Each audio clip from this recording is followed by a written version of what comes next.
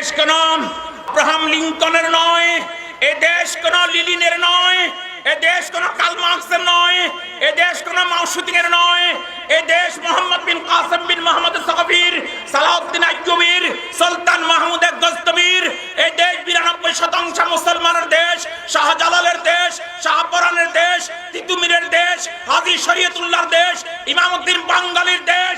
এই দেশে কোন অবস্থায় নাস্তিক বেঈমানদেরকে তাদের আস্ফালন সফল হইতে দেওয়া হবে না। রক্ত যদি চাও, শাপলা চত্বরে রক্ত আমরা দিয়েছি, রক্ত যদি চাও টঙ্গীর ময়দানে আমরা রক্ত দিয়েছি, রক্ত যদি চাও পঞ্চগড়ে আমরা রক্ত দিয়েছি, রক্ত যদি চাও বোলাতে আমরা রক্ত দিয়েছি, রক্তের বন্যা বয়ে যাবে, তবুও নাস্তিক বেঈমানদেরকে সুযোগ দেওয়া হবে না।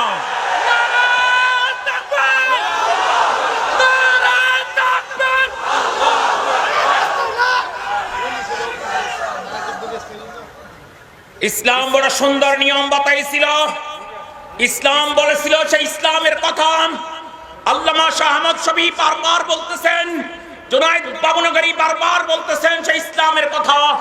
ইসলাম মত সুন্দর নিয়ম বাতাইছেন এই নাস্তিকের বিরুদ্ধে, সেই নাস্তিকের বিরুদ্ধে ব্লাসফেমি আইন করে, মৃত্যুদণ্ডের আইন করে তাদেরকে শাস্তি প্রদান করা হোক।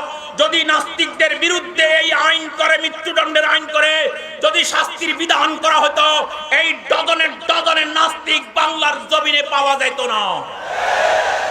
দাউদ হাজার সময় বের হয়েছিল, তার বিরুদ্ধে যখন সংগ্রাম, তার বিরুদ্ধে যখন আকাশ পাতাল প্রকম্পিত করে স্লোগান তুলেছিল, সেই সময় দাবি উঠেছিল তাকে শাস্তির আওতায় না হোক। দাউদ হাজারের বিচার যদি করা হতো, হুমায়ুন আজাদ নামে কোন কুলাঙ্গার এই জমিনে পাওয়া যেত না। হুমায়ুন আজাদের বিচার যদি করা হতো, কবির সাদ্রি নামে কোন কুলাঙ্গার এই জমিনে দেখা যেত না। কবির সাদ্রির বিচার যদি করা হতো, কবি শামসুর রহমান এই জমিনে পাওয়া যেত না। কবি শামসুর রহমানের বিচার যদি করা হতো, ডক্টর আহমদ শরীফ এই জমিনে পাওয়া যেত না। ডক্টর আহমদ শরীফের বিচার যদি করা হতো, তসলিমা নাসরিন এই জমিনে পাওয়া যেত না।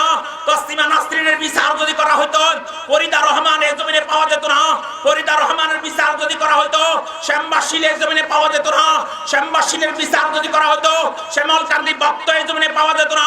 শ্যামল কান্তি বক্তের যদি বিচার করা হতো, এই ইমরান সরকার, আমির রহমান, আল্লামা শয়তান, আরিফুর রহমান টোটল, ইব্রাহিম খলিল, আসিফ মহিউদ্দিন, লতিফ সিদ্দিকী, টিটু রায়, বিলাস চন্দ্র পাল, আসাদুর নামে কোন কুলাঙ্গার বাংলার জমিনে দেখা যেত না।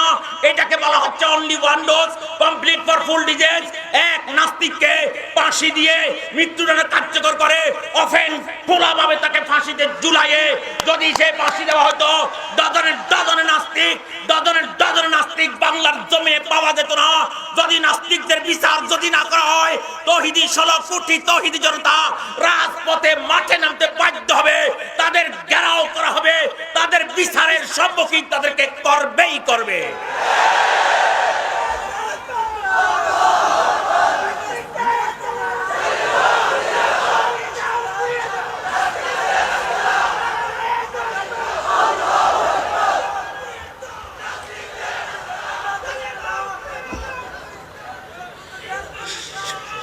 ষোলো কোটি তৌহিদি জনতা জানতে চায়, তোমাদের বাপের মায়া তোমাদের কাছে রয়েছে, তোমাদের বাপকে কেউ গালি দিয়ে 7 থেকে 14 বছরের জেলের আইন রয়েছে, তোমাদের ছেলের মায়া তোমাদের কাছে রয়েছে, তোমাদের মায়া তোমাদের কাছে রয়েছে।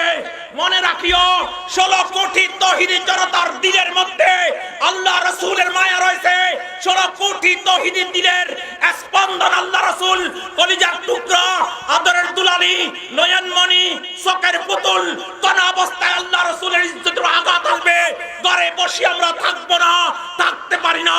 রাজপথে নামতে রাজপথে নামতে রাজপথে নেমে রক্তের বন্যা বয়ে দিব, তবুও নাস্তিক বেঈমানকে আল্লাহ রাসূলের ইজ্জত নিয়ে সিনেমিনি খেলতে বাংলাদেশের টেকনাফ থেকে তেতুলিয়া, রূপসা থেকে ফাতুরিয়া দেওয়া হবে না, হবে না, হবে না।